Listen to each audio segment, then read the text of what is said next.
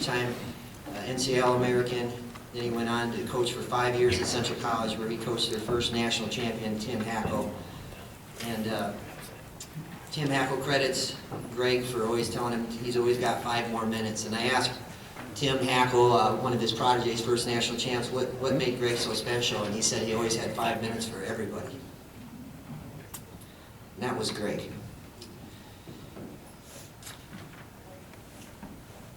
At Central, he coached 10 NCAA All-Americans and 1 NCAA champion. And that was Tim Hackle, and he was the Iowa Conference Coach of the Year in 1989. There's so many alum that I know from my days at Central College that think so much of Greg Lonning. He was a man of God, family, and faith. He recruited me there with all of his personal letters, along with all my family, my brothers and sisters. But I know the story doesn't do justice because there's so many others in here today that his life impacted as a coach. But they all knew him as a man that lived by his faith and his family. And I remember watching him go to church. He'd wrestle, and then he'd go to church right in his sweats. He wouldn't even change. It's just who he was.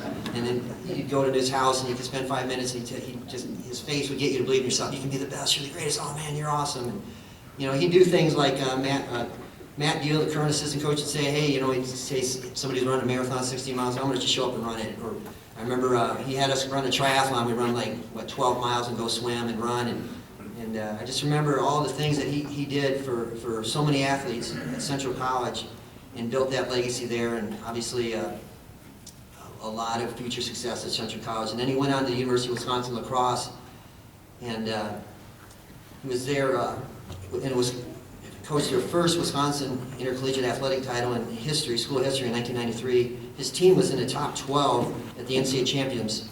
In all 6 years he was there. He coached 19 NCAA Americans and 3 NCAA champions and 19 Wisconsin Intercollegiate Athletic Conference champions. And, you know, Greg, just on a side note, I mean, Joe Mars, I mean, I got so many of my Central friends, so many people that I've been trying to, you know, just say their thoughts on you, but I think you know by seeing them here, this is about a packed house as it's ever been. But, you know, you got me my first grad assistant job here at UW La Crosse, and I remember when you sent me off to do camps with Dan Gable at Iowa, and Dan Gable offered me a stipend to train there, and you said go. And I remember going, and even when I was there, I was thinking, I'd rather be coached by Greg Lonning than Dan Gable. He was that kind of guy. He got you to think you could jump to the moon and back 5,000 times. And it's just an honor to recognize you tonight and your family, and I know how important you are to so many people. Thank Greg Lonning.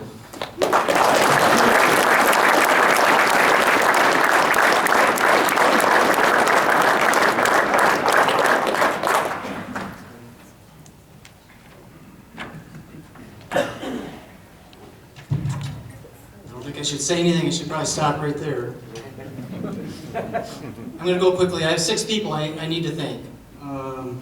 Number 1, Paul Solberg. When I graduated from high school, I went to Luther College, and Paul Solberg was my wrestling coach.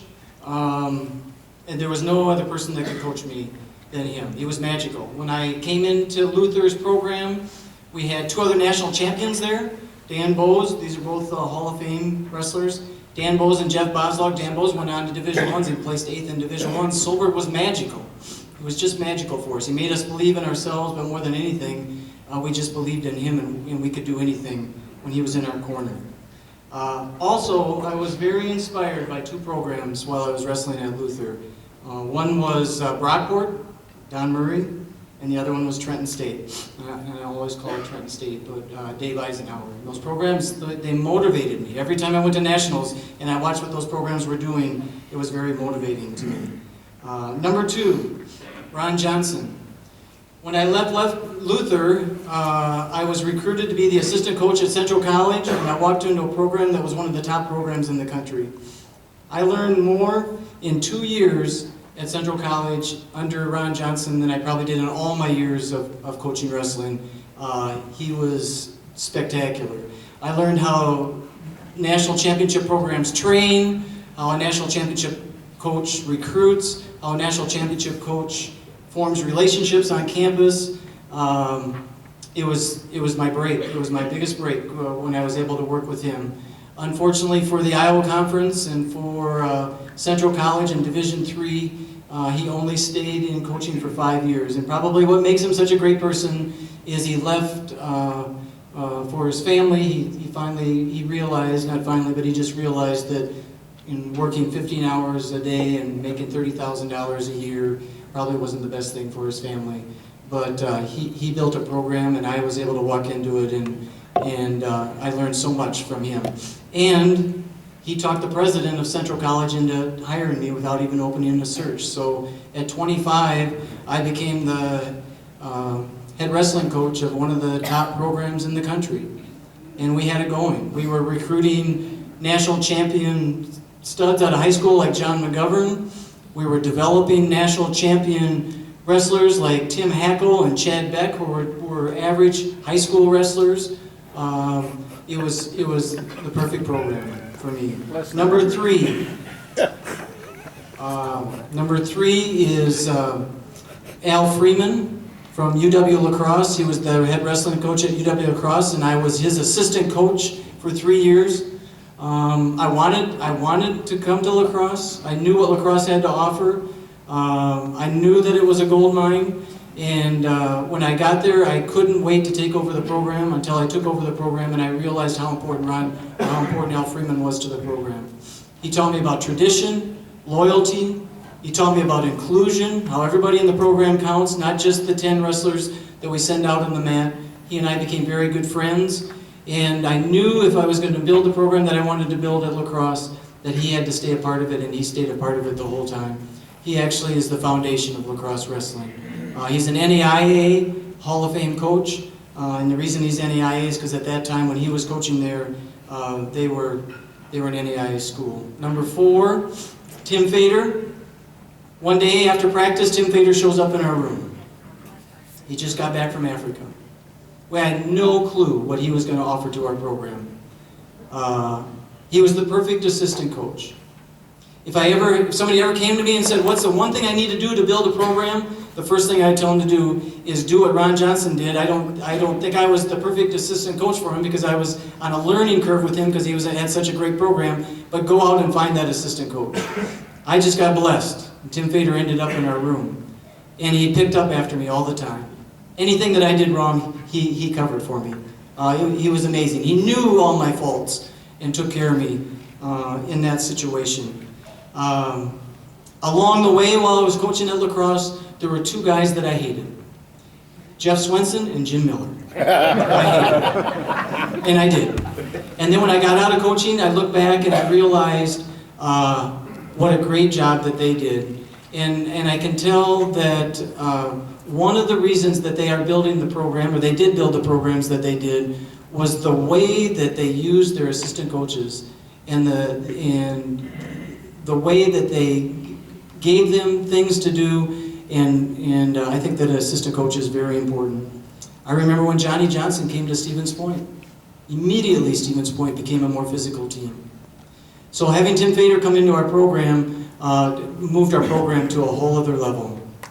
Unfortunately, all good things have to come to an end, and they came to an end for me on November 21st, 1997. And that's when Joe LaRosa died in our program from cutting weight. There were 3 wrestlers that died that year, and one of them was from UWL, Joe LaRosa. It was probably Fader's best year of coaching because he took care of me, he took care of the program, and at the end of that year, we still got 3rd in the country. But it was devastating for me, and I knew that that probably was going to be my last year of coaching, was after that year. Number 5, my family. I have 6 kids. In New Jersey, when I say I have 6 kids, the next thing they ask me is, how many wives? And I tell them just 1 wife. Connor, my oldest son, graduated, ran cross country and track here, graduated from UWL. He is now in Belize. I have a very good friend, Jeff Boki, who's a professor at Luther, and Jeff owns a resort in Belize. And Connor and his girlfriend Angie managed the resort. Moran played basketball at Luther, and now she is the assistant coach at Simpson College. I had to name 2 of my kids after wrestlers. One is Gable. I'm not going to talk about him because I won't be able to shut up. And the other one is Guerra, and I'm going to talk about Jeff O'Gara in just a couple minutes. And then Gable and Guerra are in New Jersey with us. We now live in New Jersey.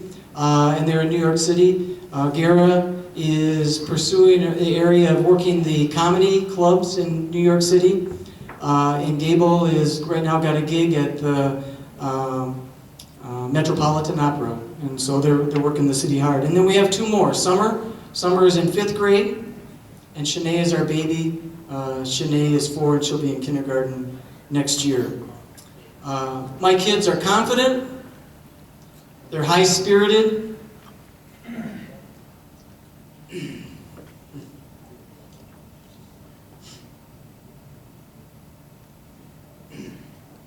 and they're not afraid to march to their own tune. My mom is here, and my mother-in-law, she's made my girls strong. My mom, she's probably given me the best gift that any parent could give. She's given me my Catholic faith. Number 6. Oh no, Jeff O'Gara.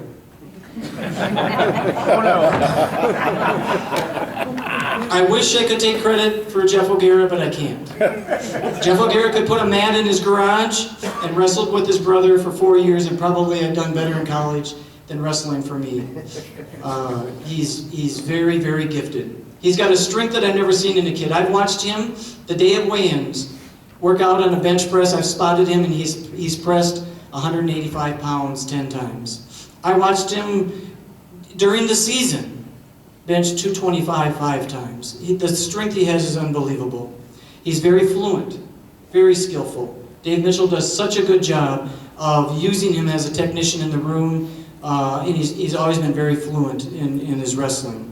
The one thing that he has that it's hard to coach is he's got this orneriness to him. He can be very ornery. And what's interesting is Tim Hackle had the same orneriness to him.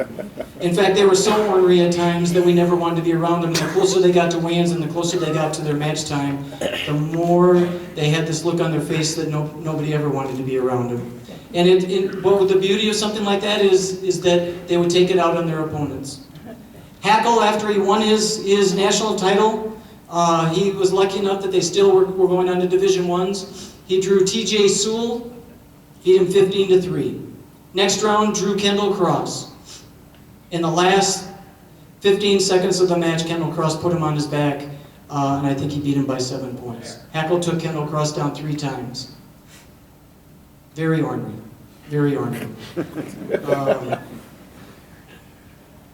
The other thing that O'Gara has is he's just so strong-headed, and he doesn't give up.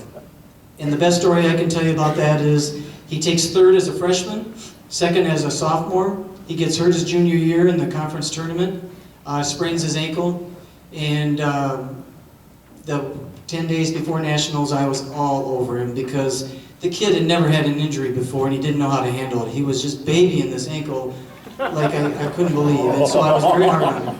He goes into nationals, and after about a minute of the first match, he has to default, and I was very upset. In fact, I didn't talk to him for 2 weeks.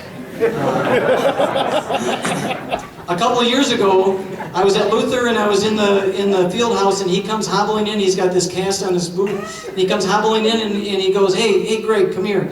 And I go, well, what happened to you? And he goes, well, I was out deer hunting and I sprained my ankle and I thought I broke my ankle, and I went to the doctor and they x-rayed it, but he said the good news is that my ankle wasn't broken. And I said, well, that's good. And I turned around to walk away from him. I was probably still mad at him from 10 years ago. And he goes, but the doctor told me, he says, I can see that you broke your ankle at some time.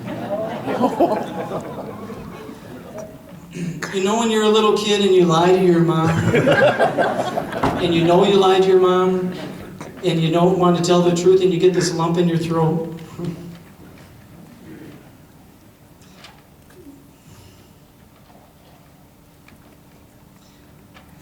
Well, I got that lump in my throat.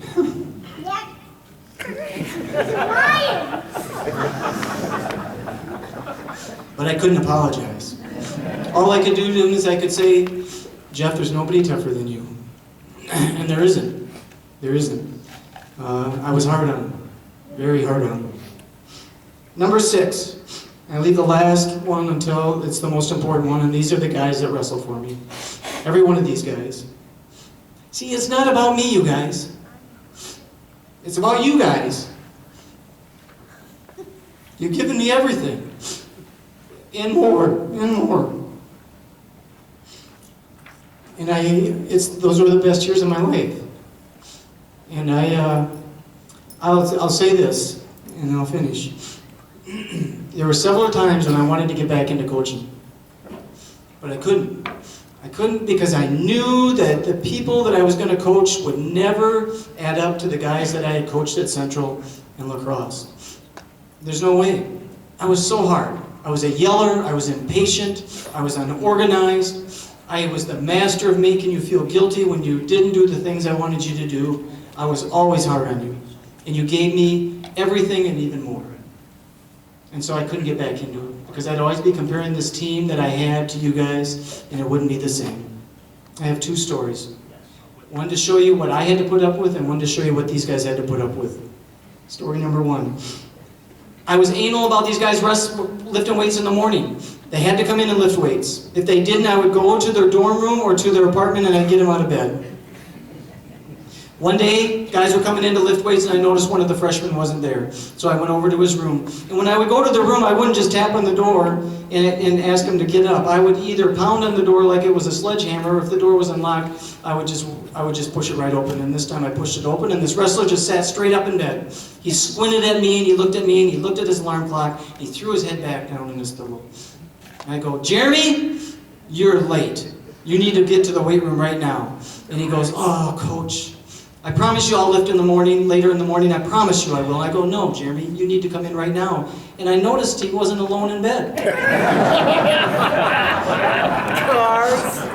So I go, "Jeremy, now, you get out of that bed right now and you come into the weight room." And he goes, "Come on, coach, I got my girl with me. Please, just let me come in later in the morning." And I go, "Jeremy, I've given you 2 choices.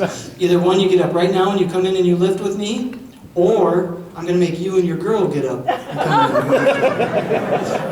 Dead silence for about 5 seconds. Then there's this scream. "Get out of bed, Jeremy!" I was very anal about that. Story number 2.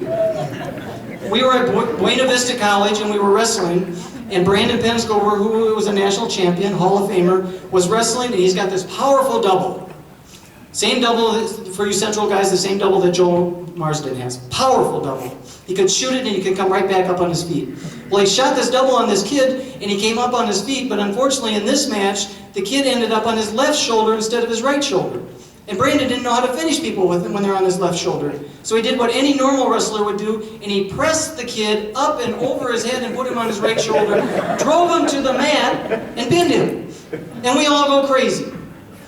And unfortunately for me, another fault of mine was I never kept good order on our bench. We would always start with 10 guys on the bench, but as the match went on, we'd have guys from the outside trickle in on the bench, and we always had a lot of guys traveling with us, and the next thing you know, we'd have 30 guys hanging around, jumping up and down, and it didn't look good, and the coach on the other side was very upset.